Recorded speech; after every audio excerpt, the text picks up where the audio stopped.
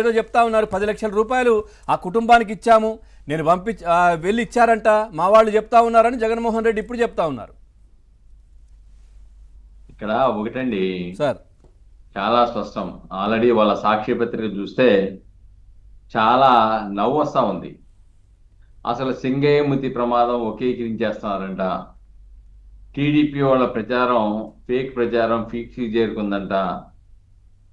అడుగడుగునా ఈయన జగన్మోహన్ రెడ్డి గారికి భద్రతా వైఫల్యమంట. ఈ యొక్క జగన్ యొక్క జనాదరణ చూసి బెంబోలు ఎత్తిపోయి ఈ అక్రమ కేసులు పెడుతున్నారట. ఇవన్నీ ఎంత ఆశాస్పదంగా సిగ్గు ఎగ్గు లేకుండా వాళ్ళ కరపత్రంలో రాసుకుంటున్నారో అర్థమవుతా ఉంది. ఇక్కడ చాలా స్పష్టం, కళ్ళ ముందు కనబడతా ఉంది, వీడియోలో కనబడతా ఉంది. స్పష్టంగా సింగయ్య జగన్మోహన్ రెడ్డి కాన్వాయ్ కాకుండా జగన్మోహన్ రెడ్డి ఓన్ వెహికల్ మీదే ఆ చక్రం కింద పడినట్టు స్పష్టంగా కనబడతా ఉంది. కానీ అంత స్పష్టంగా కనపడుతున్నా కానీ ఇంకా దాన్ని వక్ర మార్గం పడటానికి ఇప్పటికైనా వాళ్ళు మానసిక పరివర్తన చెంది తప్పు అయిపోయింది, పొరపాటు జరిగిపోయింది, వాళ్ళ కుటుంబానికి సంతాపం ప్రకటిస్తా ఉన్నాము, జరిగిన సంఘటనకి చింతిస్తున్నామనే పాట వాళ్ళ నోటి నుంచి రాట్లా. ఇదంతా అబద్ధం. ముందు ఎస్పీ చెప్పాడు, ఎస్పీ చెప్పిన దాని ప్రకారం వేరే వెహికల్, కానీ ఇప్పుడేమో ఈ వెహికల్ పెట్టారు. ముందు ఎస్పీ చెప్పాడు, ఎస్పీ దగ్గర ఉన్న సమాచారం తొందరపాటుతో చెప్పాడు, వాస్తవాలు వెలుగు చూసినాయి. ఇదే పద్ధతి వివేకానంద రెడ్డి మర్డర్ కేసులో కూడా అంతే కదా జరిగింది. ముందు 4 పేర్లు ముందు హార్ట్ అటాక్ అన్నారు, తర్వాత గొడ్డలు వేటారని నారాసుర రక్త చరిత్ర పెద్ద అక్షరాలతో కత్తి రక్తాలతో వేశారు. తర్వాత విచారణ జరిగిన తర్వాత కదా అవినాష్ రెడ్డి, శివశంకర్ రెడ్డి, భాస్కర్ రెడ్డి నీ గుట్టంతా బయటపడింది తర్వాత కదా. ఇది రాజకీయ ఆధిపత్యం కోసం జరిగిన పోరు, దాంట్లో ఒక కుట్రపూరితంగా జరిగిన హత్య అని చెప్పేసి వచ్చింది. కానీ ఇప్పుడు విచారణ జరుపుతూ ఉంటే దాంట్లో సీసీ ఫుటేజీలు వచ్చినాయి. సీసీ ఫుటేజీల్లో నీ యొక్క నిర్లక్ష్యం, నీ యొక్క నిస్సహాయత పద్ధతి, నీ యొక్క ఒక దళితుడు అనే దళితుల మీద ప్రేమ అని చెప్తున్నావు పక్క నుంచి, మరి దళితుడే కదా చనిపోయింది.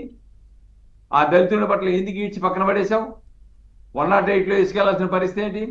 నువ్వు ఏమన్నా పర్యవేక్షించావా? అసలు నువ్వు వెళ్ళిపోయి అయ్యో యాక్సిడెంట్ జరిగిందే పక్కన ఉన్నాడు ఏమన్నా అంబులెన్స్ ఎక్కించావా? అసలు నువ్వు పట్టించుకోలేదు కదా.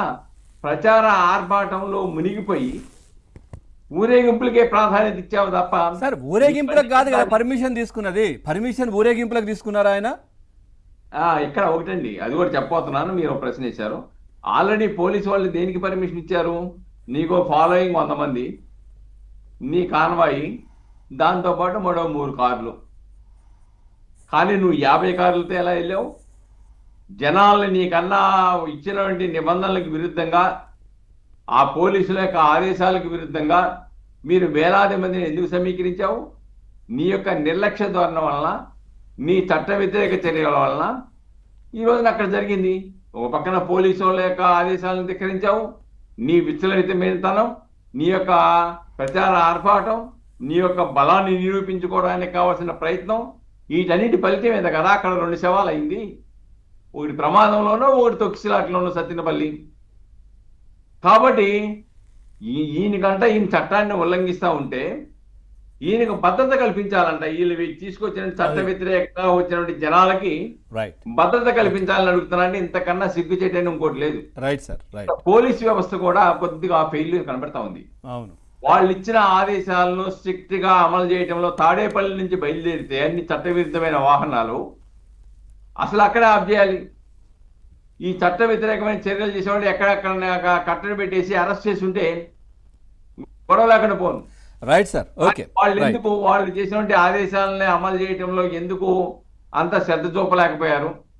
ఎస్పీ కూడా అంత ఆదుర్తో వెంటనే ఇవ్వాల్సిన అవసరం లేదు. పత్రిక సమావేశం వెహికల్ నంబర్ తో పాటు ఇచ్చారు, అది ఇవ్వాల్సిన అవసరం లేదు.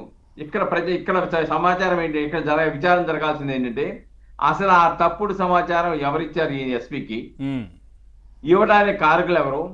ఒకవేళ దాంట్లో కూడా వైఎస్ఆర్సీపీ మూలాలున్న పోలీసు అధికారులు ఏమన్నా ఈ ఎస్పీని పక్కదోవ పట్టించడానికి ఏమైనా ప్రయత్నం చేశారా?